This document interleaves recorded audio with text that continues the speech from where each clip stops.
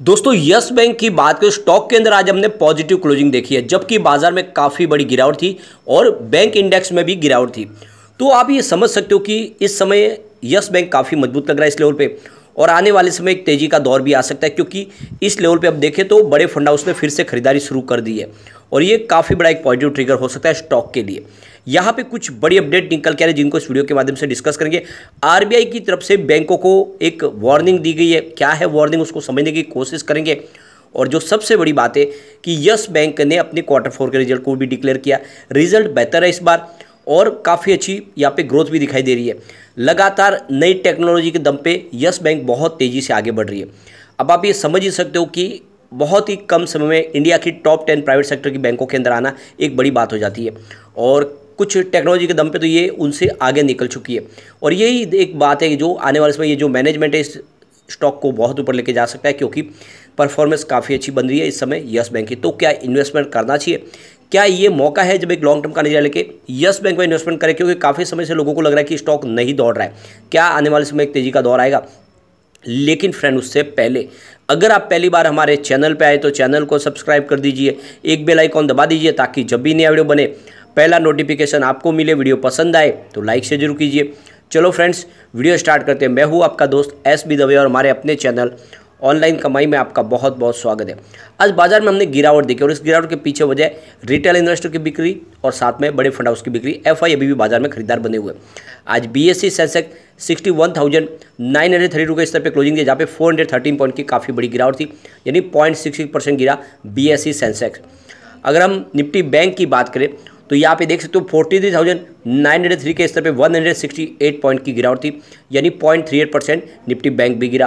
तो banking sector में भी गिरावट थी। लेकिन यस बैंक की बात करें तो यहाँ पे यस बैंक में पॉजिटिव शुरुआत हुई 15.90 पर, कल की क्लोजिंग 15.85 की थी। इंट्राडे में 15.80 का लो भी बनाया। कुछ समय के लिए स्टॉक आपको निगेटिव जोन में जाता हुआ दिखाई देगा, लेकिन फिर यहाँ पे एक तेजी का दौर भी शुरू हुआ। कुछ बड़े फंड हाउस की अच्छी खासी खरीदारी हुई, जिसके दम पे 16.15 का हाई भी बनाया, यानी 16 के स्तर को इसने फिर से छुआ। लेकिन जिस तरह से बाजार में दबाव बना तो उस हिसाब से 15.95 पर क्लोजिंग थी, जहाँ पे 0.63% की तेजी देखने को मिली। तो ज़्यादा डरने की बात नहीं है, 16 का स्तर अभी भी बना हुआ है और बाजार में अगर पॉजिटिव माहौल बनेगा तो फिर से 16 के ऊपर आपको ट्रेड करता हुआ दिखाई देगा। पिछले एक साल के हिसाब से स्टॉक में इस समय करीब 20% का शानदार रिटर्न मिल रहा है, यानी 13 के आसपास जो स्टॉक था इस समय 16 के आसपास है। लेकिन 6 मंथ के हिसाब से स्टॉक में 6% की गिरावट है। 17 के आसपास स्टॉक था 6 महीने पहले, तो जिसने 6 महीने पहले निवेश किया उसको इस समय लॉस है। लेकिन फिर से 1 मंथ के हिसाब से देखें तो स्टॉक के अंदर 4% का हमें अप मूव देखने को मिल रहा है, यानी स्टॉक उस समय जिसने भी महीने भर पहले निवेश किया उसको इस काफ़ी अच्छा रिटर्न देखने को मिल रहा है। और 5 दिन के हिसाब से 0.31% की वापस गिरावट है। आज वॉल्यूम में काफ़ी अच्छी वृद्धि थी। पिछले एक महीने पहले इसका 12 करोड़ का वॉल्यूम था और 1 वीक पहले इसका 8 करोड़ का वॉल्यूम होता। कल 6 करोड़ का वॉल्यूम था, लेकिन आज 11 करोड़ का वॉल्यूम, यानी कल के मुकाबले लगभग दुगुना हुआ वॉल्यूम, यानी आज बड़े फंड हाउस ने काफ़ी अच्छी खरीदारी की है। अब यहाँ पे इंटरनेशनल मार्केट खुल चुके।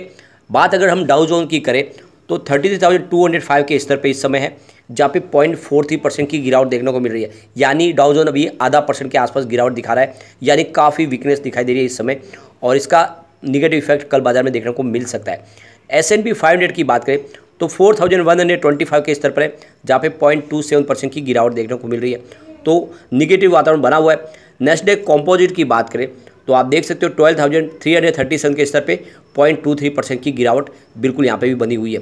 तो 3 बाजार में गिरावट है, लेकिन रिजल्ट 2000 इंडेक्स की बात करें तो 1761 के स्तर पे 1.19% की काफ़ी अच्छी तेज़ी देखने को मिली है। तो कुल मिला के सिग्नल मिक्स दिखाई दे रहे हैं। अब यहाँ पे अगर हम देखें तो एफआई बाजार में लगातार खरीदार बने हुए हैं। आप देख सकते हो 2 मई से ही लगातार उन्होंने खरीदारी शुरू की हुई है। एक दिन भी ऐसा नहीं जहाँ पे उन्होंने कोई बिकवाली की हो, लगातार उनकी पॉजिटिव खरीदारी बनी हुई है। आज भी उन्होंने 1406 करोड़ रुपये का नया इन्वेस्टमेंट किया और ये बाजार के लिए काफ़ी बड़ा शुभ संकेत है कि एफआई बाजार में बने हुए, और इस वजह से आने वाले समय फिर से पॉजिटिव माहौल बाजार में हमें देखने को मिल सकता है एफआई के दम पे, और ये काफ़ी अच्छी बात है। लेकिन डीआई का रुझान इस समय मिक्स बना हुआ है। आप देख सकते हो कि उन्होंने 3 ट्रेडिंग सेशन में लगातार बिकवाली की, 10 मई, 11 मई और 12 मई को उन्होंने आप देख सकते हो कि बिकवाली की।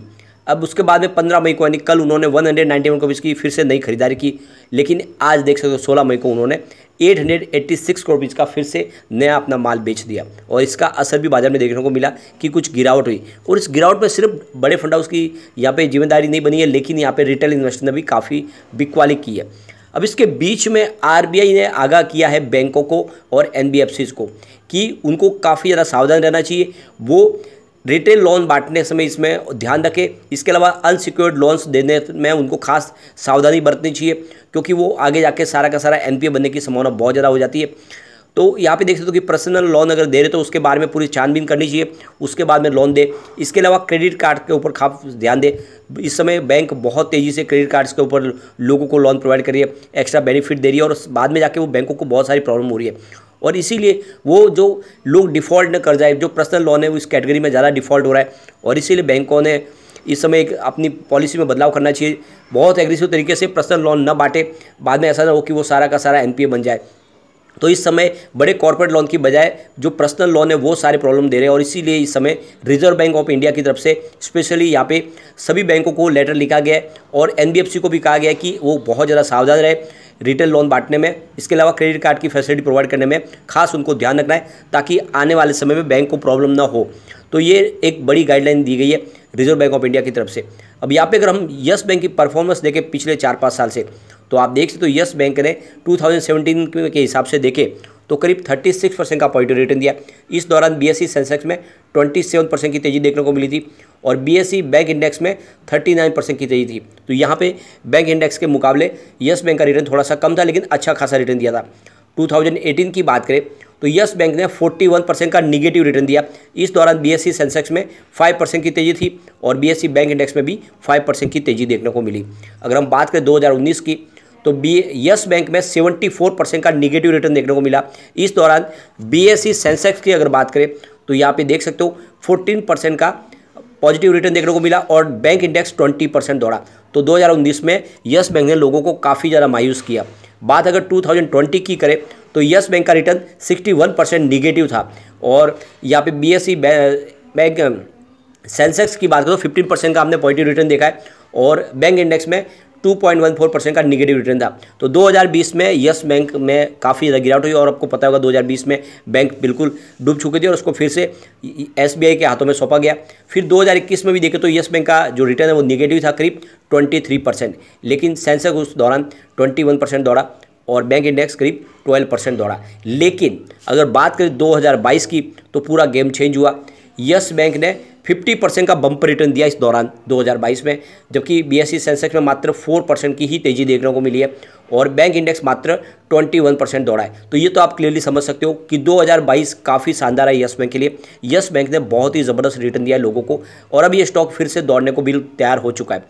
पिछले 10 साल से इसकी परफॉर्मेंस देखें, यस बैंक का सेल्स 10 ईयर के हिसाब से आपको 11% पॉजिटिव दिखाई देगा। 5 ईयर के हिसाब से देखें तो 2% पॉजिटिव था, लेकिन 3 ईयर के हिसाब से -4% था, यानी सेल्स निगेटिव हो चुका था। लेकिन इस टीटीएम 19% पॉजिटिव है। तो सेल्स में एक ज़बरदस्त इजाफा देखने को मिला और पिछले 10 साल में सबसे शानदार सेल्स इस समय यस बैंक का आपको इस समय दिखाई देगा। प्रॉफिट ग्रोथ को देखें तो 10 ईयर के हिसाब से 6% निगेटिव है, 5 ईयर के हिसाब से 30% निगेटिव है, लेकिन 3 ईयर के हिसाब से 27% पॉजिटिव था। इस टीटीएम -31% है। तो प्रॉफिट ग्रोथ फिर से आपको थोड़ा सा कम होता हुआ दिखाई देगा, लेकिन जिस से कारोबार आगे बढ़ रहा है बिल्कुल डेफिनेटली आपको प्रॉफिट भी आगे बढ़ता हुआ दिखाई देगा। अब स्टॉक की परफॉर्मेंस देखें तो 10 ईयर के हिसाब से यहाँ पे 17% निगेटिव रिटर्न है, 5 ईयर के हिसाब से 46% निगेटिव रिटर्न और 3 ईयर के हिसाब से 18% पॉजिटिव रिटर्न, लेकिन 1 ईयर के हिसाब से 25% पॉजिटिव रिटर्न है। तो पिछले 10 साल में सबसे शानदार इस समय आपको स्टॉक की परफॉर्मेंस दिखाई देगी। आरओई को देखें तो 10 ईयर के हिसाब से 1% निगेटिव है, 5 ईयर के हिसाब से 11% निगेटिव, 3 ईयर के हिसाब से -2%, लेकिन लास्ट ईयर 2% पॉजिटिव है। तो आरओई भी सुधर चुका है और ये आप समझ सकते हो कि अंदर से यस बैंक मजबूत हो रही है। तो ये लॉन्ग टर्म का नजरिया लेके इस समय इन्वेस्टमेंट करेंगे तो आपको आने वाले में डेफिनेटली का अच्छा रिटर्न देखने को मिल सकता है और ये आपके लिए मल्टी बैगर भी साबित हो सकता है। लेकिन फ्रेंड, कोई भी इन्वेस्टमेंट करने से पहले अपने फाइनेंशियल एडवाइस एक बार ले ले या अपना खुद का रिसर्च करें, क्योंकि मैंने वीडियो आपके एजुकेशनल पर्पज़ के लिए ही बनाया। वीडियो पसंद आए तो लाइक से जरूर कीजिए और चैनल को सब्सक्राइब कर दीजिए। Thank you friend.